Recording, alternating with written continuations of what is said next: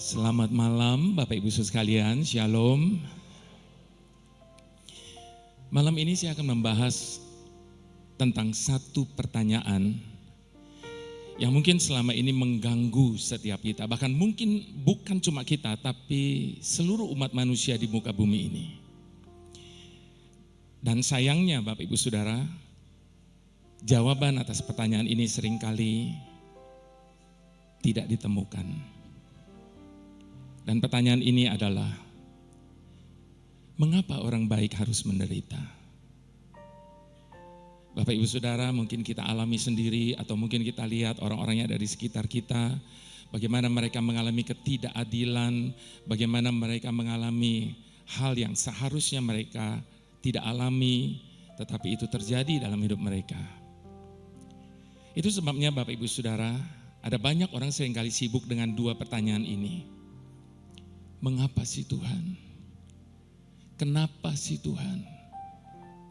Apakah Engkau tidak peduli dengan penderitaan kami? Bapak Ibu Saudara, kalau pertanyaan-pertanyaan ini masih mengganggu kita sampai hari ini, saya mau ajak kita sama-sama belajar dari seorang hamba Tuhan yang luar biasa. Namanya Ayub. Kenapa saya katakan dia luar biasa? Sebab hanya dia satu-satunya manusia yang dibanggakan oleh Allah. Kenapa Allah begitu bangga dengan Ayub? Sebab dia jaga hidupnya begitu baik. Dia hidup di dalam kesalehan. Dia hidup di dalam takut akan Tuhan. Bahkan dikatakan tidak ada orang yang sekaya dia pada zamannya. Sebab dia sangat diberkati oleh Tuhan. Namun apa yang terjadi dengan hidupnya Bapak Ibu Saudara? Saya yakin tidak akan pernah ada satu orang pun dari antara kita yang pernah mengalami badai sedahsyat yang Ayub alami. Dalam sekejap, seluruh harta benda, keluarga, bahkan kesehatannya habis semuanya. Bahkan dikatakan dia menggaruk-garuk badannya dengan beling dan duduk di tengah-tengah abu. Tanda kedukaan yang begitu dalam. Bapak Ibu Saudara, pada waktu Ayub mengalami semuanya ini, apakah Ayub langsung setuju sama Tuhan? Oh tidak. Pada saat Ayub mengajukan pertanyaan kepada Allah oleh karena apa yang terjadi dalam hidupnya, saya rasa itu wajar. Kalau dia protes. Dan saat itu Bapak Ibu Saudara, bukan hanya pertanyaan yang diajukan kepada Allah, tapi serentetan pertanyaan. Sekali lagi Bapak Ibu Saudara, Ayub berhak untuk mengajukan serentetan pertanyaan. Kenapa? Karena dia sudah jaga hidupnya begitu baik. Dia hidup dalam takut akan Tuhan. Dia hidup dalam kesalehannya. Namun yang menariknya Bapak Ibu Saudara, pada saat Ayub mengajukan serentetan pertanyaan kepada Allah, tidak ada satupun pertanyaan Ayub yang dijawab oleh Allah. Bahkan Allah membalikkannya dengan mengajukan serentetan pertanyaan kepada Ayub. Apa yang Allah tanyakan kepada Ayub? Saya akan bacakan Bapak Ibu Saudara firman Tuhannya dari Ayub 38 ayat yang pertama sampai ayat yang ke-12.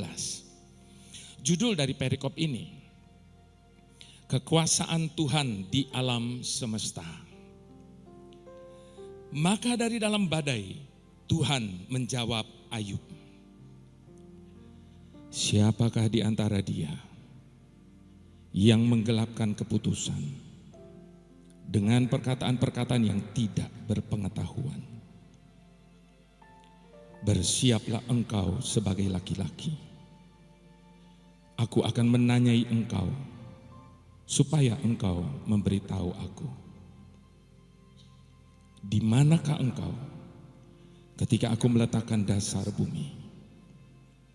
Ceritakanlah kalau engkau mempunyai pengertian. Siapakah yang telah menetapkan ukurannya?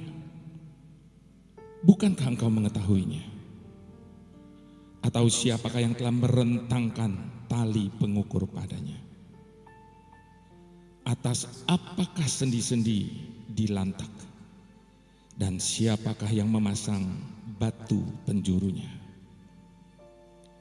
Pada waktu bintang-bintang fajar bersorak-sorak bersama-sama, dan semua anak Allah bersorak-sorai.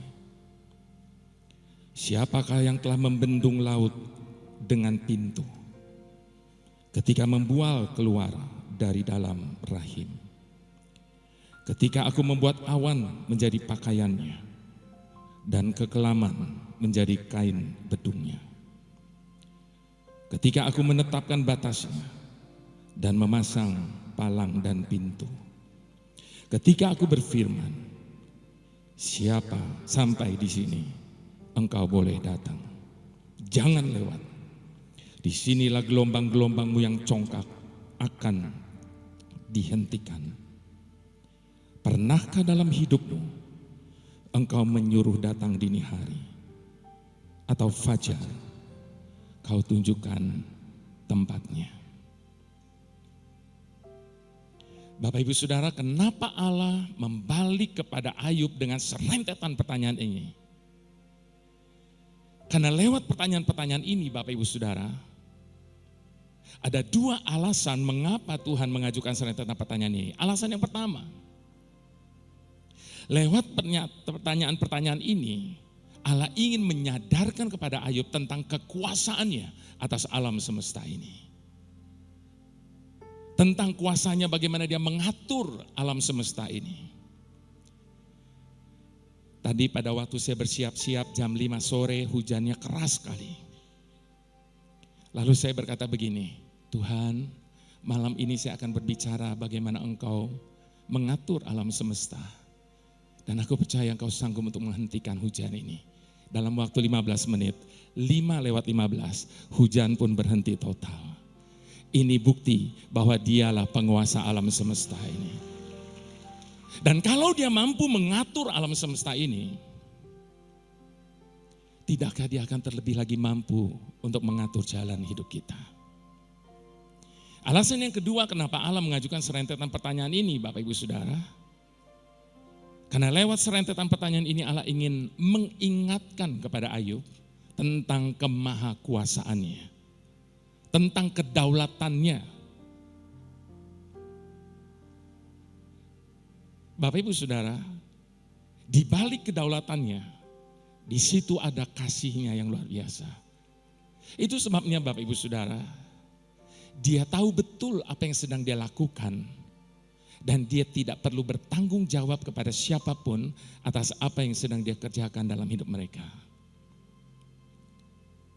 Itu sebabnya Bapak Ibu Saudara, berhenti menuntut Tuhan. Bahwa Tuhan harus menjelaskan semua yang terjadi dalam hidup kita. Ada dua lagi alasannya Bapak Ibu Saudara. Alasan yang pertama, kalau Ayub yang sudah jaga hidupnya begitu baik, dia hidup dalam kesalehan takut akan Tuhan, tidak dijawab pertanyaannya satu pun, apalagi kita. Alasan yang kedua, kalaupun Tuhan mau menjawabnya, pikiran kita tidak akan pernah mampu untuk memahaminya. Sebab bukankah firman Tuhan sudah ingatkan kepada setiap kita, adapun jalannya, pikirannya dan rancangannya jauh lebih tinggi daripada jalan pikiran dan rancangan hati kita. Tidak terselami jalan Tuhan dalam hidup kita. Sebab memang bukan bagian kita untuk memahami setiap jalan-jalannya. Bagian kita adalah setuju saja sama Tuhan. Apapun yang dia buat, apapun yang dia izinkan terjadi dalam hidup kita, sekalipun kita belum bisa mengerti, tetap setuju kepada Tuhan. Bagian kita satunya lagi, buang semua keraguan-raguan kita. Dan mari sama-sama di hadapan Tuhan kita mau katakan, takkan ragu ku berjalan di dalam lembah yang kelam, ku tak takut, sebab Engkau besertaku.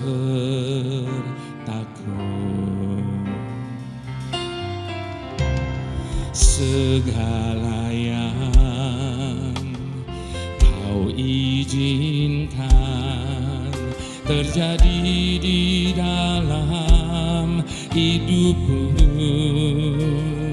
ku percaya mendatangkan kebaikan. Bapa, ku percaya rancangan-Mu indah. Bapa, ku percaya Kau turut bekerja dalam segala hal, mendatangkan kebaikan bagiku. Bapa, ku percaya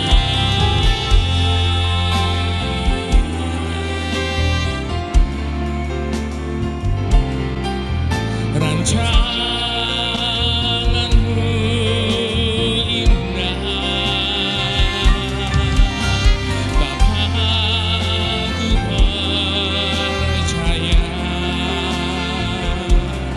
Kau turut bekerja dalam segala hal, mendatangkan kebaikan bagiku. Yang percaya katakan, Bapa, ku percaya rancangan-Mu indah. Bapa, ku percaya Kau turut bekerja dalam segala hal, mendatangkan kebaikan bagiku. Kembali kepada pertanyaan tadi, mengapa orang baik seringkali harus menderita? Bapak Ibu Saudara, penderitaan, masalah yang besar, tekanan yang berat seringkali dipakai Tuhan sebagai alat untuk mengoreksi diri kita. Lewat penderitaan, masalah, dan tekanan itu, kita akan menunjukkan siapa kita yang sesungguhnya. Lewat penderitaan yang begitu dalam yang terjadi dalam kehidupan Ayub, Bapak Ibu Saudara, itu membawa dia semakin mengenal Tuhan lebih dekat dan secara pribadi, dan bukan dari kata orang saja. Buktinya, di tengah-tengah penderitaannya, Ayub berkata, sebab dia tahu jalan hidupku. Sekalipun dia menguji aku akan timbul seperti emas. Itu sebabnya Bapak Ibu Saudara, jangan cuma mau dengar tentang Tuhan, tapi kecap dan alami sendiri betapa baiknya Tuhan itu.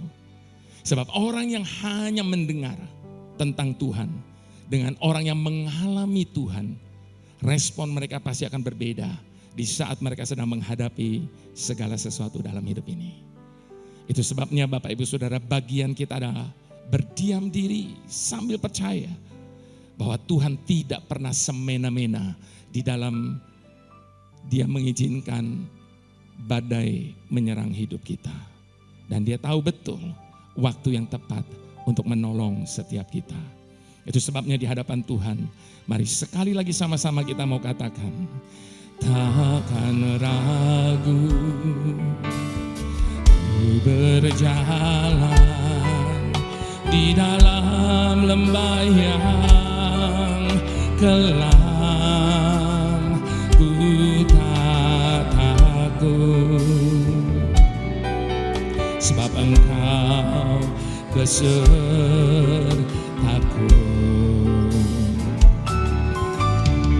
Segala yang Kau izinkan terjadi di dalam hidupku,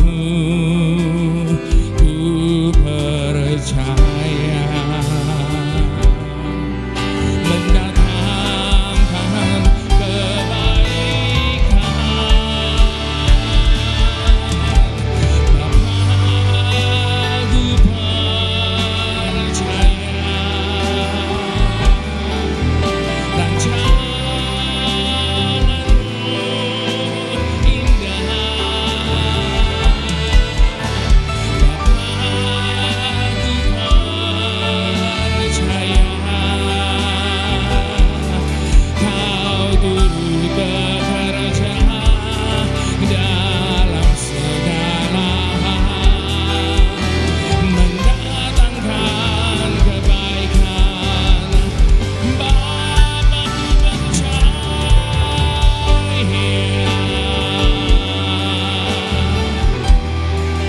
Ini kepercayaan kami di hadapan-Mu ya Aba.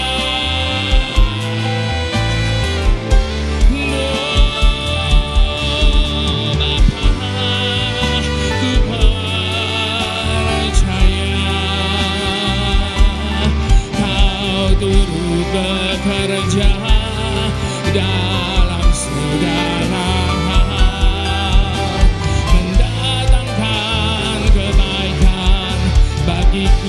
Mari dengan bangkit berdiri di hadapan Bapa, katakan, Bapa, ku percaya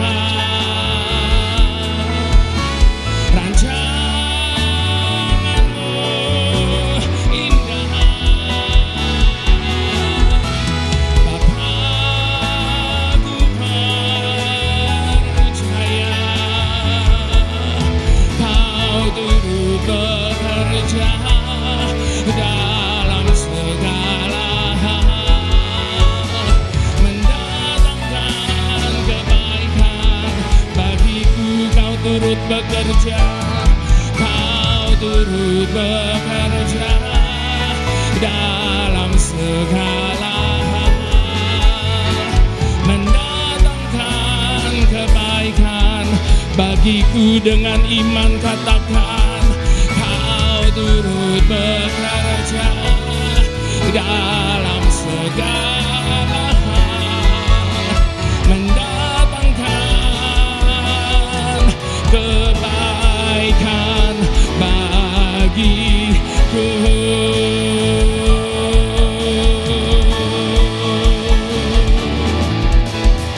Semua baik, semua baik, apa yang telah Kau perbuat di dalam hidupku. Semua baik, sungguh teramat baik. Kau jadikan hidupku berat, semuanya baik.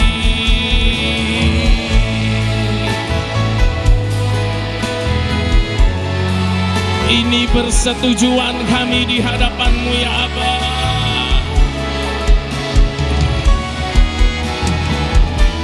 Semuanya baik,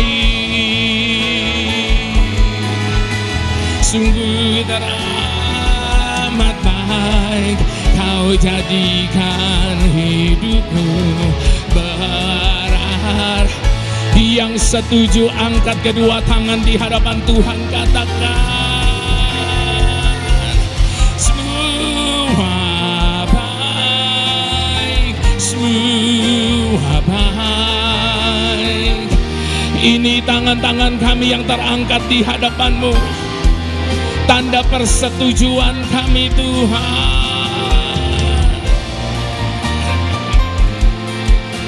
Sungguh teramat baik, Kau jadikan hidupku berarti. Kau jadikan hidupku berarti. Kau jadikan hidupku berarti.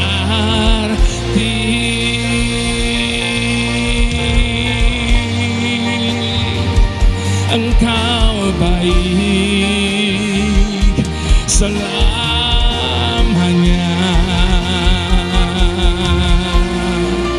tak pernah berubah kasih-Mu,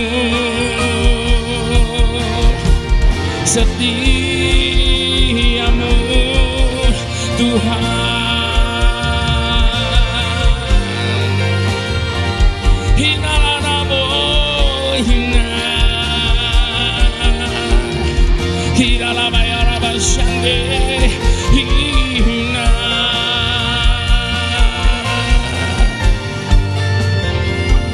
Mari dengan segala hormat sekali lagi kita mau angkat kedua tangan kita di hadapan Tuhan.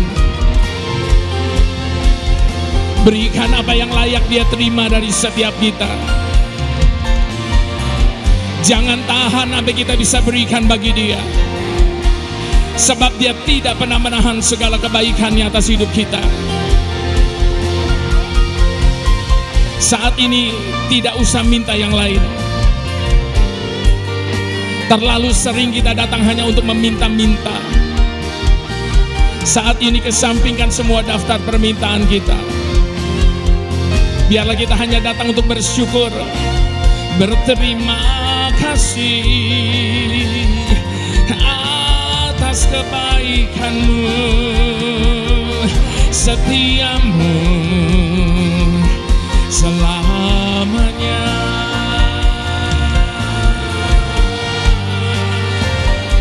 Hinalarabu hina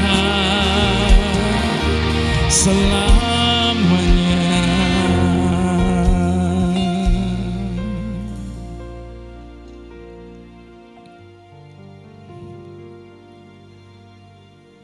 Di hadapan-Mu saat ini Bapa,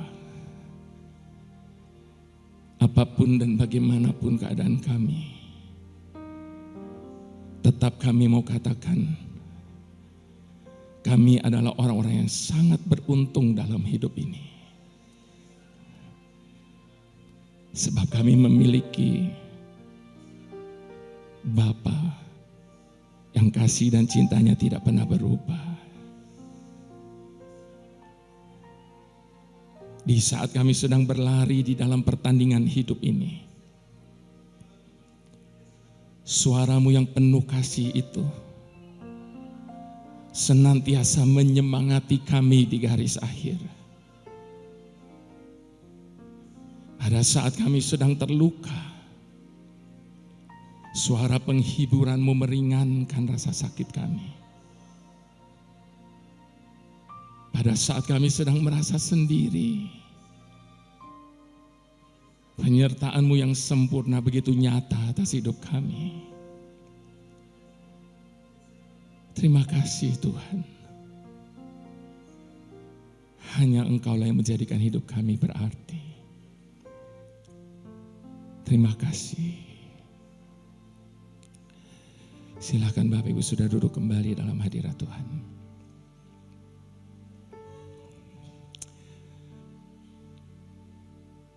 Hanya karena seakan Tuhan itu berdiam diri,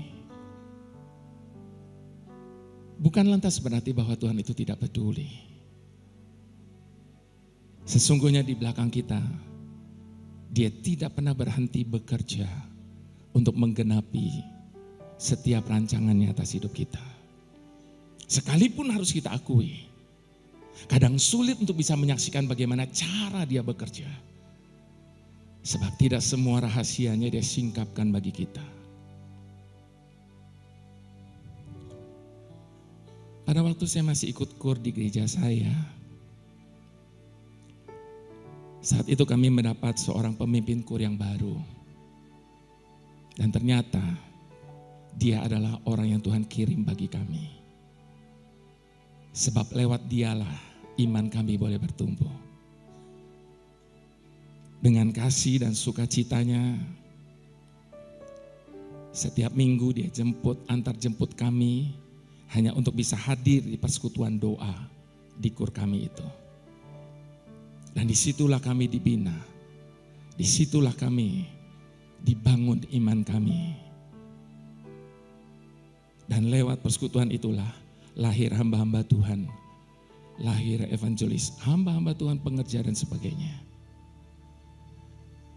Sampai suatu hari, dia beserta istri dan kedua anaknya laki-laki, Tuhan bawa pindah ke Amerika.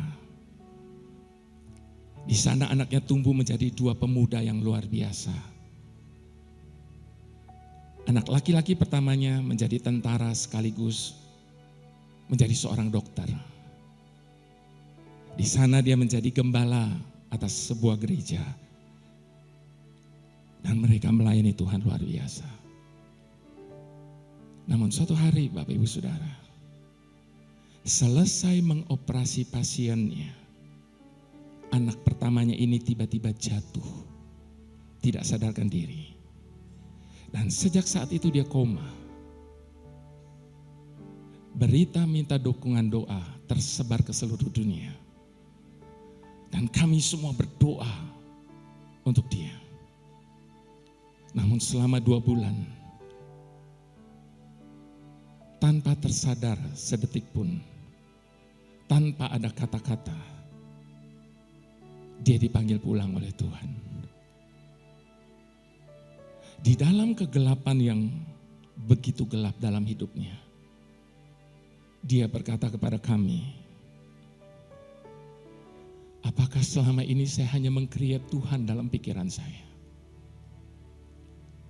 Apakah selama ini Tuhan itu ada atau tidak?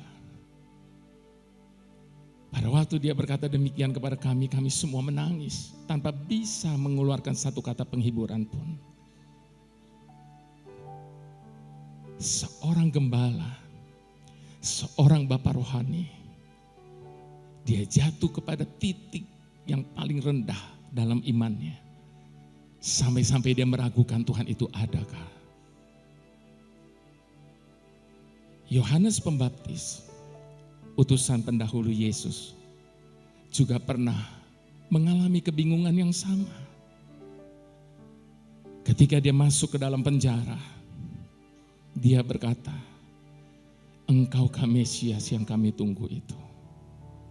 Atau kami harus menantikan yang lainnya? Bapak Ibu Saudara, mungkin hari-hari ini Tuhan sedang mengizinkan kegelapan yang begitu gelap tengah melingkupi jalan depan kita.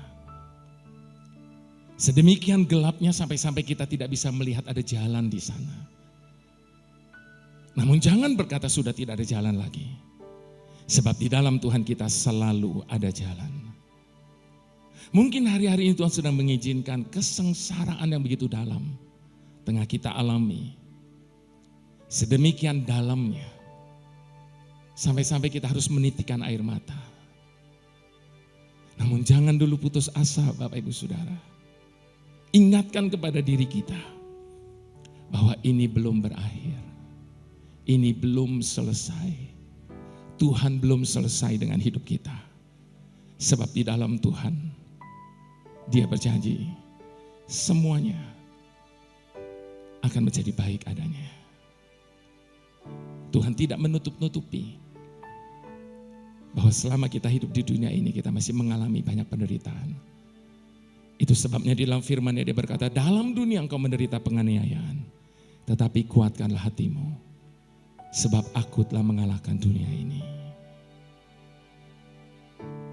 Ada saatnya kita menangis, seakan dibiarkan sendiri. Namun tetaplah kita berkata, selamanya takkan menyerah.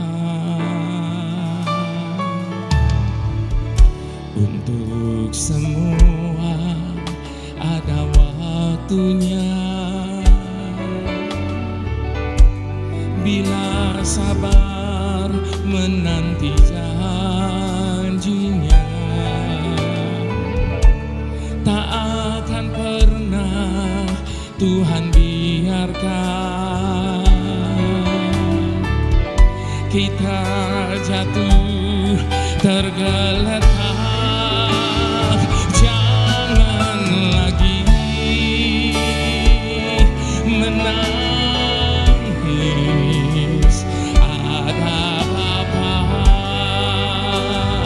di sini. Percayalah, di hati ada tangan yang kuat, selalu siap menolongmu.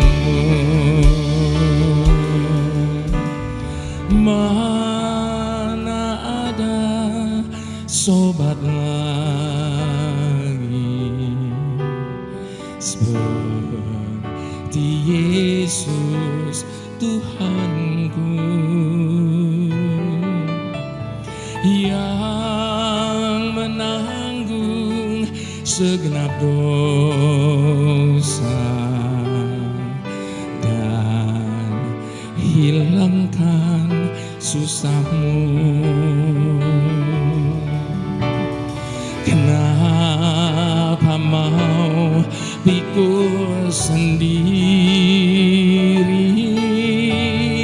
susah dan pencobaan? Bawa saja pada Dia, serahkanlah padanya. Jangan lagi menangis, ada Bapa di sini. Percayalah, di hati ada tangan yang kuat, selalu siap menolongmu.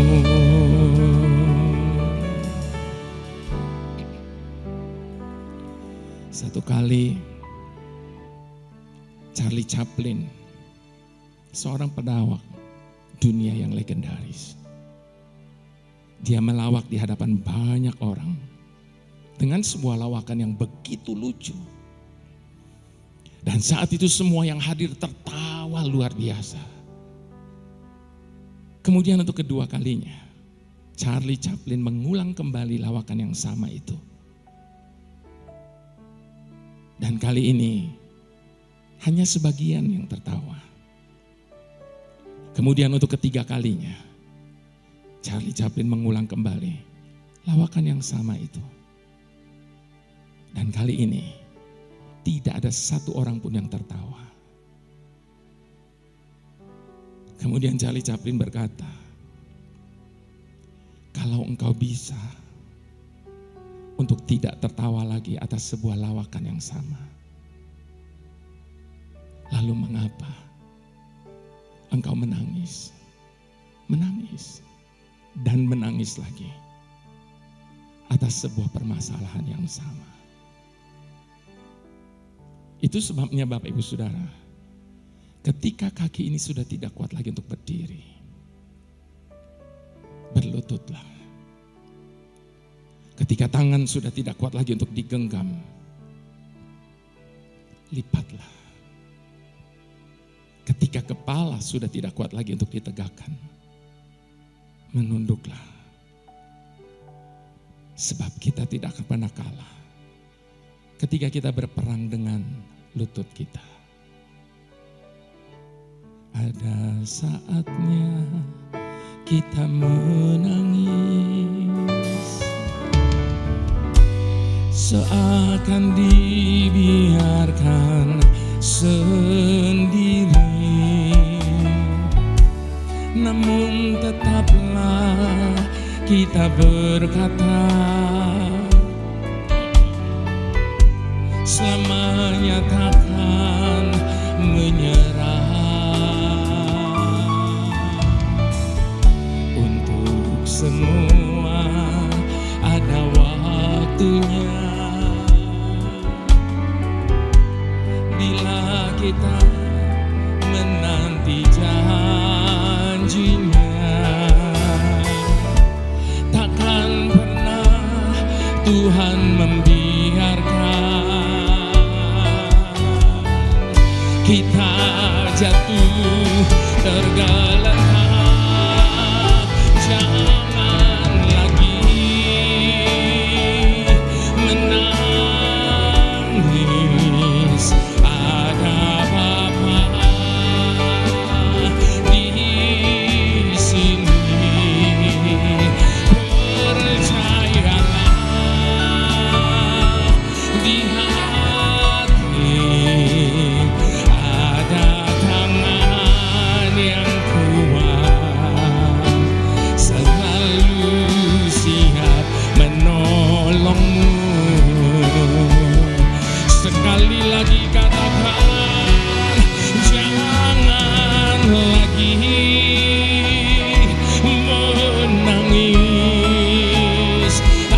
ada Bapa di sini. Percayalah di hatimu ada tangan yang kuat selalu siap menolongmu. Ada tangan yang kuat selalu siap menolongmu. Ada tangan yang kuat selalu siap menolongmu. Itu sebabnya katakan, segala perkara dapat ditanggung di dalam Dia yang memberi kekuatan. Tuhan Yesus penolong dan sahabat. Tetap percaya Tuhan setia. Segala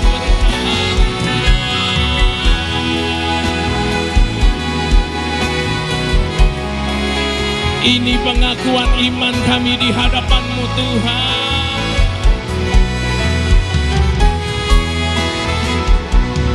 Tuhan Yesus penolong dan sahabat. Tetap percaya Tuhan setia. Yang percaya sekali lagi katakan, segala perkara dapat ditanggung di dalam Dia yang memberi kekuatan. Tuhan Yesus penolong dan sahabat. Tetap percaya Tuhan setia. Tetap percaya Tuhan setia.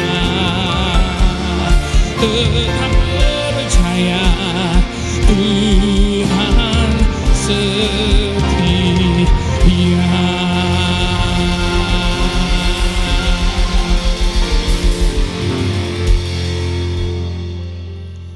Alkitab banyak memberikan pelajaran bagi setiap kita tentang bagaimana orang-orang yang tetap mampu untuk bertahan, bahkan terus melangkah di dalam iman mereka, sekalipun mereka merasa langkah mereka sudah terhenti,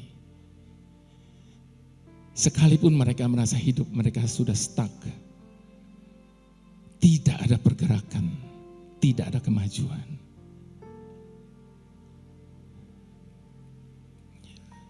Yusuf merasa langkahnya sudah terhenti ketika dia harus masuk ke dalam penjara. Namun ternyata di dalam penjara itu Allah sedang membentuk karakter dan hikmat Yusuf. Bagaimana dia suatu saat akan membawa keluar suatu bangsa dari kegelapan. Ruth merasa hidupnya begitu monoton. Setiap hari dengan langkah-langkah kecilnya dia hanya memunguti bulir-bulir gandum. Seakan-akan tidak ada hal yang besar dalam hidupnya. Namun siapa sangka lewat langkah kecilnya itulah dia sedang menanam benih bagi keturunan Mesias. Maria merasa hidupnya begitu penat. Dia merasa begitu kelelahan ketika harus menempuh perjalanan yang panjang menuju Bethlehem. Namun ternyata perjalanan yang begitu panjang merupakan sebuah nubuatan atas 700 tahun lamanya. Nubuatan yang pernah diberikan. Salib seakan-akan dead end. Jalan buntu. Kekalahan dan tidak adanya harapan lagi. Namun lewat tanah di mana salib itu berdiri, disitulah Allah pertama kali menanamkan benih kebangkitan. Jadi tidak ada yang stuck dalam hidup ini, Bapak Ibu Saudara. Di dalam kasih karunia Tuhan, semuanya butuh proses. Sebab di dalam Tuhan tidak ada jalan pintas. Semuanya harus melalui proses. Itu sebabnya Bapak Ibu Saudara, kalau engkau sedang merasa seakan-akan hidupmu lagi stuck, tidak ada kemajuan, tidak ada pergerakan, tenang saja. Jangan-jangan Tuhan sedang mempersiapkan hal-hal yang besar dalam hidupmu. Itu sebabnya Bapak Ibu sekali lagi, percaya saja bahwa Tuhan tidak pernah berhenti berkarya atas hidup kita. Di dalam keadaan yang sepertinya tidak ada harapan, di dalam Tuhan selalu ada pengharapan. Tak pernah tinggalkan perbuatan tangan-Mu, Yesus, Kaulah penciptaku.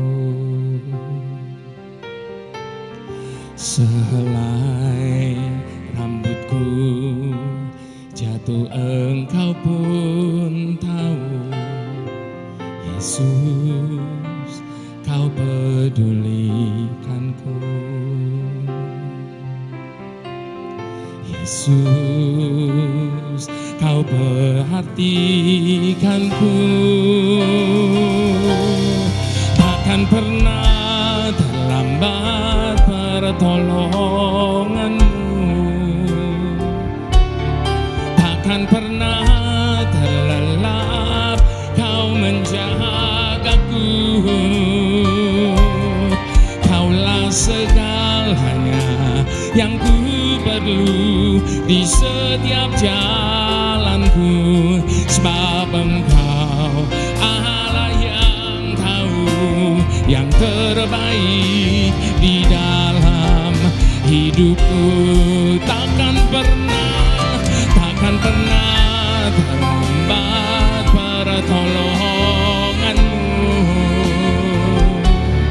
takkan pernah terlelap Kau menjagaku. Kaulah segalanya yang ku perlu di setiap jalanku, sebab Engkau Allah yang tahu yang terbaik di dalam hidupku.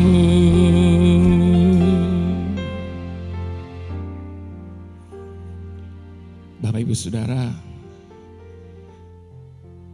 Tuhan memang membelah laut Teberau itu menjadi dua, agar bangsa Israel bisa menyeberang. Namun ingat, mereka tetap harus melangkah dengan kaki mereka sendiri. Itu sebabnya Bapak Ibu Saudara, Tuhan pasti bisa buka jalan dalam hidup kita. Sekalipun kelihatannya mustahil, tapi Dia tetap bisa buka jalan bagi setiap kita. Namun sekali lagi ingat, kita harus berjalan dengan menggunakan kaki kita sendiri. Itu sebabnya Bapak Ibu Saudara, ketika Tuhan membuka jalan dalam hidup kita, bukan lantas berarti semuanya akan menjadi mudah. Pertolongan Tuhan atas hidup kita bukan untuk membuat kita menjadi terlena. Jangan-jangan Bapak Ibu Saudara, selama ini laut sudah terbelah di depan kita, namun kitalah yang tidak mau melangkah. Itu sebabnya lakukan apa yang menjadi bagian kita, dan biarkan Tuhan melakukan apa yang menjadi bagiannya. do our best and God do the rest. Saya jemput Bapak Ibu Saudara bangkit berdiri di hadapan Tuhan. Sekali lagi sama-sama di hadapan Tuhan, apapun, bagaimanapun keadaan kita saat ini. Sama-sama kita mau menyatakan pengakuan iman percaya kita. Dengan bersama-sama kita berkata, tak pernah tinggalkan perbuatan tangan-Mu, Yesus, Kaulah penciptaku.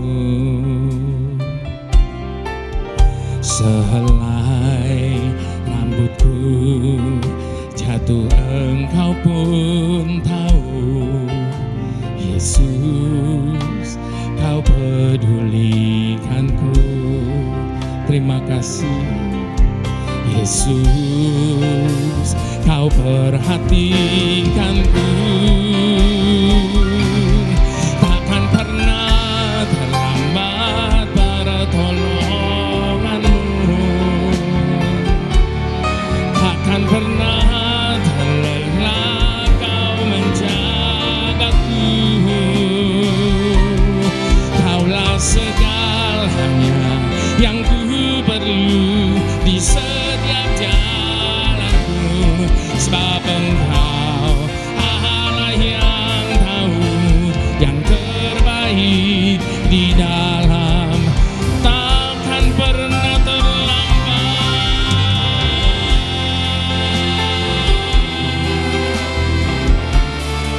Ini kepercayaan kami ya Tuhan.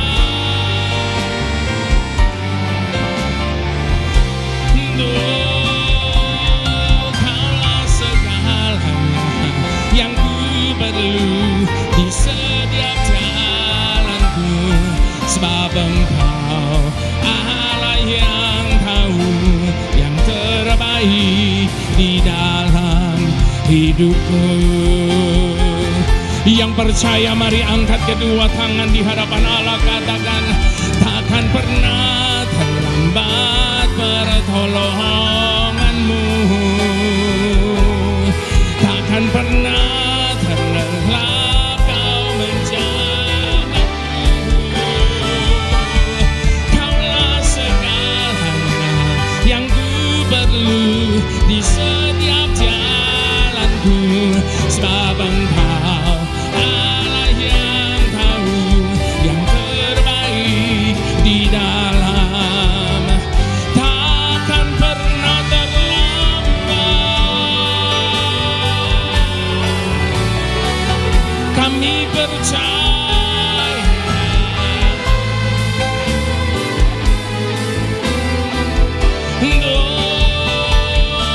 Kaulah segalanya yang ku perlu di setiap jalanku, sebab Engkau Allah yang tahu yang terbaik di dalam hidupku, sebab Engkau Allah yang tahu yang terbaik di dalam. Dengan iman katakan, sebab Engkau Allah yang tahu yang terbaik di dalam hidupku. Itu sebabnya ku tak akan pernah menyerah sampai ku lihat Kau bekerja. Ku percaya mujizat kan nyata. Ku takkan berhenti, ku takkan pernah menyerah. Ini komitmen kami di hadapan-Mu malam hari ini Tuhan. Apapun bagaimanapun dan sampai kapanpun kami tidak akan pernah menyerah kalah. Kami percaya mujizat masih ada. Ku takkan berhenti Mari sekali lagi angkat setinggi-tingginya kedua tangan di hadapan Allah, katakan, ku takkan pernah menyerah sampai ku lihat Kau bekerja. Ku percaya mujizat kan nyata. Ku takkan berhenti percaya. Ku takkan berhenti Katakan sekali lagi komitmen ini. Ku takkan berhenti percaya.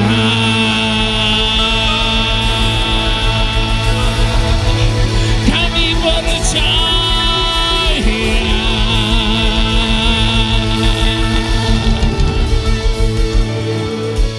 Bantu setiap kami hari ini Bapa, untuk kami bisa mempercayai pintu yang sedang Kau buka bagi kami.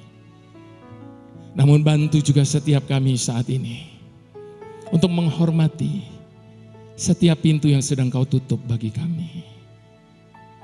Sebab Engkau tahu lebih baik daripada setiap kami. Sebab hidup yang kami hidupi ini hanya oleh karena percaya. Dan satu yang kami imani, Engkau tidak akan pernah mempermalukan setiap orang yang menaruh percaya kepadamu. Lewat segala musim yang telah kami jalani dalam hidup kami, sudah kami buktikan sendiri. Sungguh, Engkau telah menjadi Bapa yang bisa kami percayai. Terima kasih Bapa, terima kasih. Mari semua kita yang percaya sama-sama kita katakan, amin. Puji Tuhan. Silakan Bapak Ibu Saudara duduk kembali. Jadi sepakat ya Bapak Ibu Saudara, jalani terus tahun yang baru yang Tuhan sudah anugerahi bagi kita dengan kepercayaan bahwa tangan Tuhan, tangan kanannya yang berkuasa itu akan membawa kita dari satu kemenangan kepada kemenangan-kemenangan lainnya. Mohon maaf Bapak Ibu Saudara, malam ini saya kepanjangan lewat waktu. Itu sebabnya tidak banyak yang saya bisa sampaikan, tidak banyak yang saya bisa katakan Bapak Ibu Saudara. Dan namun saya bersyukur Bapak Ibu Saudara, di dalam 29 tahun rekaman saya, sejak pertama kali saya rekaman 29 tahun lalu, saya selalu terima banyak kesaksian dari banyak orang yang berkata kekuatan dari album-album saya itu bukan hanya di lagu, bukan hanya di suara, tapi justru di narasi-narasi yang ada di antara lagu demi lagu itu. Itu yang sering kali berbicara kuat bagi mereka. Album saya beda dengan teman-teman yang lain. Saya tidak bilang lebih bagus ya Bapak Ibu Saudara, tapi beda. Kenapa saya katakan beda? Karena kalau album teman-teman lain lagu berhenti, lagu berhenti, lagu berhenti. Kalau album saya tidak ada berhentinya. Di antara setiap lagu selalu ada narasi. Dan dari lagu pertama sampai lagu yang terakhir merupakan satu rangkaian perenungan. Itu sebabnya Bapak Ibu Saudara ada syarat untuk mendengarkan album saya. Harus sendirian.